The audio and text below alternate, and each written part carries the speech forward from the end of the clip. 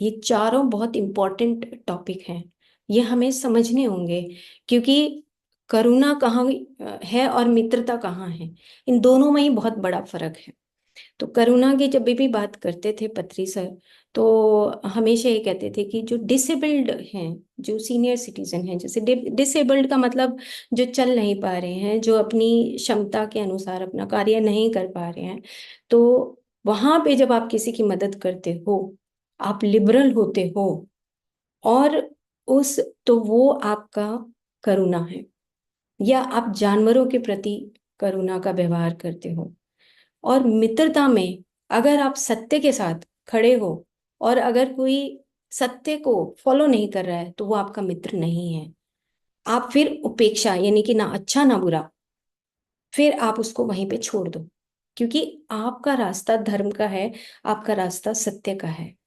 तो हम कई बार क्या करते हैं कि उस करुणा में और मित्रता में भेद नहीं समझते, और इसी वजह से हम उस मन की ड्युअलिटी में उलझ के, और फिर हम वो गलतियां कर देते हैं कि ठीक है, कोई बात नहीं, चलो अपने ही तो लोग हैं, तो हम अपने ही लोग करके हम उस सत्य से हट जाते हैं। तो करुणा और मित्रता में बहुत फर्क है। मुदिता वो होता है कि जहां पर आप रिस्पेक्ट देते हो। जैसे एग्जाम्पल के तौर पे क्या हुआ कि मैं बैठी हूँ, और पत्री सर बैठे हैं, बहुत सारे मास्टर्स बैठे थे। तो कोई नए व्यक्ति मिलने के लिए आए, नए बच्चे आए मिलने के लिए। तो मैं खड़ी होके और उनको चेयर देने लगी। तो सर ने गुस्सा किया, उन्होंने कहा बैठो यहीं पे, तुमने कुर्सी नहीं छोड़नी है। तो मैं उस चीज को समझ नहीं पाई ना। लेकिन अब मैंने कुर्सी नहीं छोड़ी लेकिन मेरा एक और इतना बैड एक्सपीरियंस था। तो जब कोई और व्यक्ति आए, वो बड़े थे, गुरु के समान, तो मैंने कुर्सी नहीं छोड़ी। तो मेरे को कहने लगे खड़े हो, कुर्सी छोड़ो। तो फिर मैंने वो मुदिता सीखा कि हाउ टू रिस्पेक्ट ना, अपने जो साथ के हैं उनका रिस्पेक्ट कैसे करना है। क्योंकि बच्चे जब आते हैं तो वो बैठ सकते हैं, नीचे बैठ सकते हैं। तो इसी तरह उपेक्षा है कि जब कोई आपसे बात करता है, तो उसमें हमें ना अच्छा कहना ना बुरा कहना। उपेक्षा का मतलब, जैसे मान लो हमारे जो सर्वेंट हैं, या जो हमारे सुबॉर्डिनेट्स हैं, या कोई हमें परेशान करता है, ऐसे भी लगा सकते हो आप। तो हमें फिर उनका ना बुरा करना ना भला करना, ठीक है, वो जैसे हैं, क्योंकि उनकी अपनी लाइफ जर्नी है, उनकी अपनी लर्निंग्स हैं। हाँ, लेकिन उसके साथ हमें किसी की लाइफ में इंटरफेयर नहीं करना, और ना ही उनको अपनी लाइफ में इंटरफेयर करने देना। तो ये जो लेसन्स हैं, ये हमें सीखने हैं, ताकि हम अपनी उस मन की ड्युअलिटी से निकल सकें। अब हम उससे आगे का एक श्लोक है, उसको भी लेते हैं, क्योंकि ये भी हमारे मन से जुड़ा हुआ है, जो होली साइंस का ही सेकंड सूत्र है। उसमें वो लिखते हैं कि तत्र सर्वज्ञम प्रेम बीजिंचित इंचित सर्वशक्ति बीज आनंदश्च। बहुत इंपॉर्टेंट और बहुत प्यारा श्लोक है ये। वो क्या कहते हैं कि अगर किसी चीज की उत्पत्ति होती है, नेचर जब उत्पत्ति करता है, तो प्रेम के बगैर नहीं हो सकती। और अगर मन बीच में आ जाए, मन की ड्युअलिटी आ जाए, अगर हम उस रिदम से बाहर निकल जाएं, तो क्या उत्पत्ति हो सकती है? नहीं हो सकती। आपने देखा होगा कि हम आयुर्वेद में ऐसे बोलते हैं उसको, कि जो शुक्र धातु है, जैसे, तो जब स्पर्म का या ओवम का निर्माण होता है, तो उसमें जो खाने का जो प्रोसेस है, या जो मन का भाव है, वो एक रिदम के अकॉर्डिंग होना चाहिए। अदरवाइज वो जो स्पर्म्स हैं, वो डिफेक्टिव स्पर्म्स बनते हैं या डिफेक्टिव ओवम बनते हैं। तो सेम इसी तरीके से वो ये कह रहे हैं कि अगर जो आपकी जो फोर्स है, ऑलमाइटी फोर्स, इन्होंने वर्ड यूज किया है इंग्लिश में, जिसको उन्होंने शक्ति बोला है, या इटर्नल जॉय बोला है, आनंद बोला है, सत्य चित्त आनंद। मतलब आनंद का मतलब क्या है कि जब किसी भी चीज का मैनिफेस्टेशन होता है, यानी कि वो जो डिवाइन माया जब कंसीव करती है और फॉर्म में बदलाव करती है, स्वरूप लाती है, और स्वरूप के बाद जो वो सेल्फ गवर्नेंस करती है, तो खुशी महसूस करती है, आनंद महसूस करती है। तो क्या हमारा मन जब कोई भी कार्य करता है, तो क्या हम उस तरह का आनंद महसूस करते हैं, या क्या हम उस ऑर्डर के अकॉर्डिंग चलते हैं, क्या हम उसके रिदम के अकॉर्डिंग चलते हैं? जैसे अगर म्यूजिक है और वो म्यूजिक में अगर थोड़ी सी भी नोट्स गलती हो जाए, थोड़ा सा भी रिदम से अगर बाहर आ जाए, या थोड़ी सी ताल से बाहर आ जाए, या उसका सुर दूसरे प्रकार का हो जाए, या वो एक से दूसरे स्थान पे पहुंच जाए एकदम से, तो वो अगर ऑर्डर से बाहर निकल जाएगा तो उसकी जो रिदम है, जो ऑर्डर है, वो बिगड़ जाता है। सेम इसी तरीके से यहाँ पे जो इन्होंने बताने की कोशिश की है कि जो ट्रूथ है, जो सत्य है, जो नित्य है, जिसका ना आदि है ना अंत है, जो एक है, इनडिविजिबल वर्ड बोला है, कि जो अविभाज्य मन है वो ही ब्रह्म है। जो हमने पहले एपिसोड में कहा कि जो indivisible mind is Brahma, indivisible mind is consciousness. जो मन सब प्रकार से जुड़ के उस टोटलिटी में आ जाए, तब वो ब्रह्म बन जाता है, तब वो आत्म में विलीन हो जाता है। फिर मन की कोई, मन कहीं एग्जिस्ट ही नहीं करता, मन शून्यता में चला जाता है, या हम उस एम्प्टीनेस में चले जाते हैं। जैसे थाउजेंड सीड्स ऑफ जॉय में उन्होंने तो सिंपल आनंदा करुणेश ने बोला कि एम्प्टीनेस, एम्प्टीनेस का मतलब कि जब मन आपका शून्य हो गया, और वो शून्य कब होगा? जब आप सरेंडर कर दोगे और आप उसी की रोशनी में, आत्मा की रोशनी में ही आप रहने लगोगे, या यूनिवर्सल ग्रेस में आप रहने लगोगे, तो आपकी ड्युअलिटी ऑटोमेटिकली खत्म हो जाएगी। तो वो ये कह रहे हैं कि जो सोल का जो करेक्टर है, वो है सोल और प्रकृति, हमारा नेचर, उसका जो करेक्टर है वो है आनंदित होना।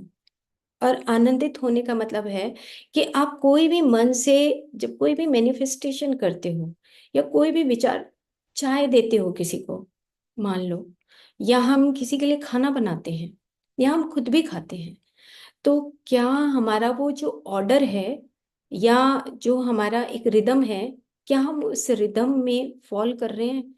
क्या हम उस यूनिवर्सल ग्रेस के अकॉर्डिंग कर रहे हैं? अगर हम कर रहे हैं तो हम उस ड्यूअलिटी से बाहर हैं। तो मतलब ये है कहने का कि तभी हमारे पास उस मन का सही डायरेक्शन पकड़ा जाएगा, कि हम उस ड्यूअलिटी से बाहर आएंगे। तो हमारी ड्यूअलिटीज, अब ओवरऑल बात यह है कि जब हमारी फाइव सेंसेस हैं, वो फाइव सेंसेस और मन, माइंड, दोनों आपस में बहुत लिमिटेड हैं, सेंस फैकल्टी बहुत लिमिटेड है, उससे हमें बियॉन्ड जाने की जरूरत है। और अगर बियॉन्ड जाते हैं तो इनफाइनाइट में कन्वर्ट हो जाते हैं, फिर सोल ही रहता है, फिर मन का एग्जिस्टेंस। जैसे बच्चे हैं, बच्चे जब तक टिल 5 ईयर तक, जो क्वांटम न्यूरोसाइंस से बोलता है कि जब आपका मनस नहीं बन रहा होता, मन नहीं है, तो बच्चे जो है ना सोल के अकॉर्डिंग ही काम करते हैं। और जब हम उनको टोकने लग जाते हैं धीरे धीरे कि तुम ऐसा कर लो, तुम ऐसा कर लो, तुम ऐसा कर लो, जब हम उनको अपने मन के अकॉर्डिंग उस दायरे में उलझा लेते हैं, तो वो जो सोल है, वो और माइंड दोनों का कॉम्बिनेशन से 5 से लेके 12 साल तक, वो फिर 5 से 12 साल तक उसका जो इवोल्यूशन होगा, वो सबकॉन्शियस माइंड और कॉन्शियस माइंड दोनों का इवोल्यूशन होगा। जबकि नीचे जो 5 से नीचे के बच्चे हैं, उनका सिर्फ कॉन्शियस माइंड का इवोल्यूशन होता है। तो कहने का मतलब ये है कि जब हम बार बार उन विचारों में जाते हैं, कंडीशनिंग करते हैं, तो ईगो डेवलप होता है। और अगर हम उसको उसी पल छोड़ देते हैं, तो फिर ईगो डेवलप नहीं होता। तो हमारा मन और हमारा सोल का कनेक्शन बना रहता है। इसीलिए मेडिटेशन इम्पॉर्टेंट है, या इसीलिए जो योगिक प्रैक्टिसेस हैं वो इम्पॉर्टेंट है, इसीलिए काउंसलिंग इम्पॉर्टेंट है, इसीलिए उस ब्रॉड स्पेक्ट्रम में समझना इम्पॉर्टेंट है, कि हम उस ब्रॉड स्पेक्ट्रम में समझें कि जो ये डिवाइन ऑर्डर चल रहा है, ये हमारे से नहीं चल रहा है। ईगो तो हमारी तभी खत्म हो जाएगी कि जब ये डिवाइन ऑर्डर, जिस दिन हमें समझ आ गया कि इस चींटी को मारने की हिम्मत भी मेरी नहीं है और इस चींटी को पैदा करने की हिम्मत भी मेरी नहीं है और इस चींटी को खाना देने की भी हिम्मत मेरी नहीं है। प्रकृति अपने ऑर्डर से चलती है, डिवाइन माया से चलती है, जिसको इन्होंने इटर्नल जॉय बोला है, आनंद बोला है। मतलब कि उन्होंने ना इतने, मतलब कोई शब्द नहीं है कहने के लिए, कि उन्होंने कहा है कि फोर्स है। प्रकृति जो है ना एक फोर्स है। मतलब कि फोर्स का मतलब है कि वो हल्का सा हिलती है और मैनिफेस्ट कर देती है।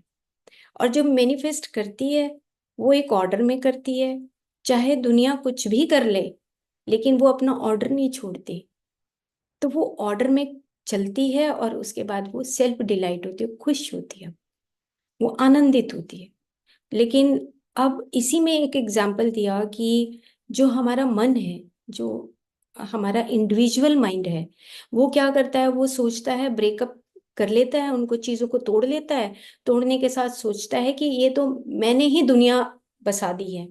और ऐसे ऐसे लोग हैं भी यहाँ पर कहने वाले कि मैं ही इसका निर्माता हूँ। तो बहुत सारे ऐसे लोग हमें देखने को अपनी दुनिया में मिलते भी हैं कि वो ये कहते हैं कि भाई, अगर मैं नहीं होता तो ये ऐसा हो ही नहीं सकता था। हम अपने ऑफिसेज में ऐसा देखते हैं। लेकिन उनको ये नहीं पता कि इससे बियॉन्ड, माइंड से बियॉन्ड कितनी सारी शक्तियां मौजूद हैं, जिसको हमने अभी जाना ही नहीं। तो हमारा जो पाथ है, वो हमारा पाथ है कि हम धीरे धीरे उस फाइनाइट से इनफाइनाइट की तरफ जाएं और उस ऑलमाइटी फोर्स या इटर्नल जॉय या आनंद को समझें कि थोड़ी सी भी हमारी अगर वाइब्रेशन उस संयम से अगर हिल भी रही है, वो वाइब्रेशन थोड़ा सा भी अगर हम स्थिर हैं, और स्थिर होने के बाद अगर हम उस वाइब्रेशन में उसमें जा भी रहे हैं, तो डिवाइन माया को हेल्प कर रहा है या नहीं कर रहा है। इतनी हमें विवेक की जरूरत होती है। तो मन और इंद्रियां, और जब हम ब्रेन के ऊपर आएंगे कुछ आगे आने वाले एपिसोड में, तब हमें पता लगेगा कि जो हमारे न्यूरॉन्स हैं वो किस तरीके से वो रास्ता बनाते हैं, और वो रास्ता फिर टूटता नहीं है। इसीलिए भगवत गीता बार बार कहती है कि तुम अस्थिर बुद्धियां बहुत होती हैं। अस्थिर बुद्धियां मतलब बहुत सारी शाखाएं होती हैं। तो भगवत गीता का जो चैप्टर 2 है, उसमें श्लोक नंबर है 41। उसमें उन्होंने लिखा है कि आप एक निश्चयात्मक बुद्धि पर आ जाओ, जो आपकी अस्थिर बहु शाखाएं, जब मन की बहुत सारी शाखाएं होने लगे, मैं ये भी कर लूंगा, मैं ये भी कर लूंगा, ये भी कर लूंगा, ये भी कर सकता हूँ, तो जब तक हम निश्चयात्मक बुद्धि पर नहीं आते, तब तक हमारे अंदर स्थिरता नहीं आती। और स्थिरता नहीं आती तभी हम त्रिगुणातीत, यानी कि हम तीनों गुणों से ऊपर उठ नहीं सकते। तो अब तीनों गुणों से अगर हमें उठना है, तो हमें वो ब्रह्मांड की डिवाइन माया समझनी है। तो उन्होंने ये कहा कि जो हमारी बहुत सारी कामनाएं होती हैं, जैसे कि उन्होंने एग्जाम्पल दिया कि जो तमस है वो हमारी बॉडी से संबंधित है, जो हमारा रजस है वो हमारा मन से संबंधित है, जो सत्व है वो हमारा कल्याण से संबंधित है। यानी कि जैसे हम किसी दूसरे को भला करने लगते हैं, कुछ सत्व की तरफ उठने लगते हैं, तो फिर ईगो डेवलप हो जाता है कि हमने तो उसको ज्ञान दिया है, हमने उसको ऐसा किया है, हमने उसकी ऐसे मदद की है। तो जैसे जैसे ये हमारे तमस जो डेवलप होता है, रजस जब डेवलप होता है, और जब हमारे अंदर सत्व डेवलप होने लगता है, तो हमारे अंदर अहंकार आने लगता है, और वो ही अहंकार, वो ईगो जो है, वो ही हमारा स्वरूप लेता है। तो वो जो स्वरूप लेता है, तो उसमें भी उन्होंने ये बताने की कोशिश की कि कोई जो पेड़ है वो 10 साल जिंदा रहता है, कोई पेड़ है 100 साल जिंदा रहता है। तो वो धीरे धीरे अपनी उस ऑर्डर के अकॉर्डिंग सब कुछ चलता है। प्रकृति, all the things are deploying of the self knowledge, of the divine knowledge. जितनी भी चीजें हैं अगर वो फॉल होंगी, तो वो डिवाइन नॉलेज के अंदर ही होंगी। हमारा मन चाहे कितना ही कुछ भी कर ले, वो तो पिछली बार जब ये लाइन थी, तो मतलब बहुत अच्छी लाइन है जो उपनिषद में वर्णित है कि हम चाहे कुछ भी कर लें, अपने मन से किसी भी तरीके से अ, अपने आप को अपना प्रभुत्व स्थापित करने की कोशिश करें, तो भी डिवाइन नॉलेज या डिवाइन, मैं कहती कि मेरे हिसाब से योगी, आपने जल्दी समझना है तो ठीक है, नहीं तो और बहुत डीपर लेवल पे जितनी भी फिलॉसफीज आई और जितने भी रिलीजन्स आए, ये सब आप लोगों को समझाने के लिए, लेकिन एक दिन आप सत्य पे आके खड़े हो जाओगे। तो इतनी सारी जो फिलॉसफीज हैं, उन्होंने कहा कि ठीक है, नीचे इट्स नॉट बैड, जितनी भी फिलॉसफीज हैं, आप जितने भी रिलीजन्स हैं, जितनी भी डाइवर्शंस हैं, जितने भी डिल्यूजन्स, आप पढ़िए, लाइफ डिवाइन पुस्तक बोलती है, लेकिन एट लास्ट सब कुछ करने के बाद आप फिर से सत्य में ही आके खड़े हो जाओगे। All the things are deploying, self deploying of the divine knowledge, सब कुछ उस डिवाइन नॉलेज के अकॉर्डिंग ही ऑर्डर में आएगा। तो हमने जो बात की थी कि पिछली बार कि कैलिफोर्निया में या लॉस एंजलिस में जो आग लगी, या कहीं पे जो भूकंप है, कहीं पे वॉर है, कहीं पे कुछ भी हो रहा है, वो सब हमारे मन की ड्युअलिटी की वजह से ये सब कुछ क्रिएट हो रहा है। हम सोच रहे हैं कि हमने तो इतना सुंदर बना लिया, लेकिन ये नहीं पता कि अगले ही पल आग लग सकती है। हमें नहीं पता कि वो हमें रेंडमली कुछ भी हो सकता है। क्यों? क्योंकि हमने उस डिवाइन ऑर्डर को बिगाड़ा है। और वो जब डिवाइन ऑर्डर बिगड़ता है तो उसको पल नहीं लगता नेचर अपना स्वरूप सही सुधार संवारने के लिए, ये सब चीजें अपने आप घटने लगती हैं। तो आज हम इतना ही करें। थोड़ा जो होली साइंस बुक है, उसमें एक चीज इतनी अच्छी है जो उन्होंने कहा कि अगर आप वाइब्रेशन लेवल पे आगे बढ़ना चाहते हो, तो उन्होंने वो कहा है कि उस आनंद को महसूस करो जब आप उस काम को करते हो।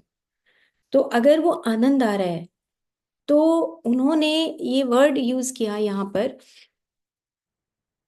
प्रेम का शब्द यूज किया है।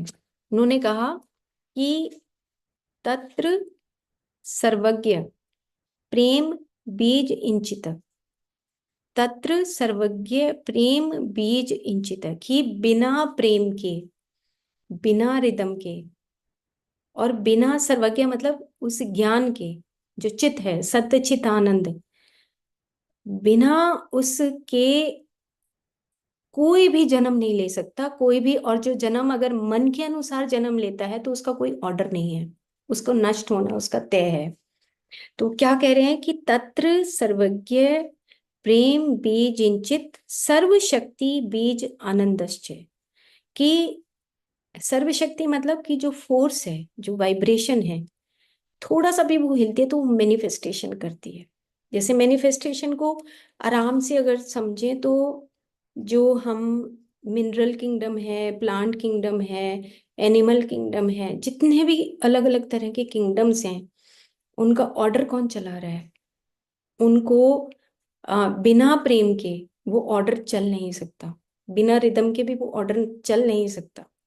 तो इसीलिए कितना जरूरी है प्रेम, और कितना जरूरी है उस ऑर्डर का रिस्पेक्ट करना, कि जो प्रकृति का ऑर्डर है, हम उसी रिस्पेक्ट के माध्यम से ही आगे बढ़ें। तब हमारा जो मन है, वो हमारा मन आत्मा में विलीन हो जाता है, और फिर हम एक परम आत्मा की तरफ चलते हैं। तो जो त्रिगुणातीत या द्वंद्वातीत बोलते हैं उसको, जो हमारी त्रिगुण त्रिगुण जो सृष्टि है, उससे हमें ऊपर आना ही होगा। हम उस तमस से, रजस से और सत्व से हमें बाहर निकलना ही होगा। उस उन द्वंद्वों से भी हमें निकलना होगा, जो सुख दुख है, जो जन्म और मृत्यु है, खुशी और गम है, जो दुख है, जो संताप है, उसकी उसको अगर हमें उनसे बाहर आना है, तो हमें उस ड्युअलिटी को, दोनों अपोजिट्स को हमें समझना होगा। और एक चीज और बताई है, उन्होंने कहा है कि जब आपको कोई दुख आता है या आपके विचार बहुत ड्यूअल होते हैं, तो आप ना चीजों को अलग अलग प्लेस करिए। कि ये पूरे डिवाइन माया है, और इस डिवाइन माया के अकॉर्डिंग ये ऑर्डर है, और उसमें ये मेरा दुख है या ये मेरा विचार है। और उस पूरे डिवाइन माया को आपने देखना है, और उसके बाद गलती कहाँ पर है, आपके अंदर है या सामने वाले में गलती है या सराउंडिंग में कहीं गलती हो रही है, उसको पहचान कर अगर हम अपनी गलती मानते हैं कि मेरी वजह से ऐसा हुआ है, तब हम आगे बढ़ सकते हैं, अदरवाइज आगे बढ़ने का भी चांस नहीं है। वहां पे लिखा है कि आप अपने आप को ब्लॉक करते हो, फिर उस डुअलिटी में से आप बाहर नहीं आ सकते जब तक कि आप एक ब्रॉड लेवल पे उन चीजों को रख कर नहीं देखते, है ना। तो अ, हमें उन ड्युअलिटी से बाहर आने के लिए डेली हमें वो प्रैक्टिस करनी पड़ेगी, और उस नित्य को, पूर्णता को, हमें एकत्व को, उस अद्वैत सिद्धांत को समझना पड़ेगा।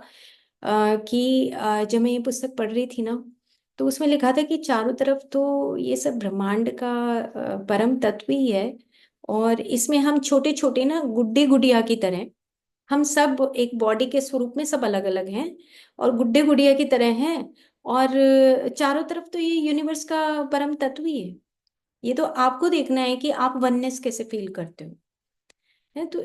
है थोड़ा गहरा, क्योंकि हमें बचपन से इस तरह की शिक्षा नहीं दी जाती, लेकिन जैसे जैसे हम आपस में जब क्वेश्चन आंसर करते हैं, कन्वर्सेशन करते हैं, पुस्तकें पढ़ते हैं, तो ऑटोमेटिकली हमें उस एकत्व का महसूस होने लगता है।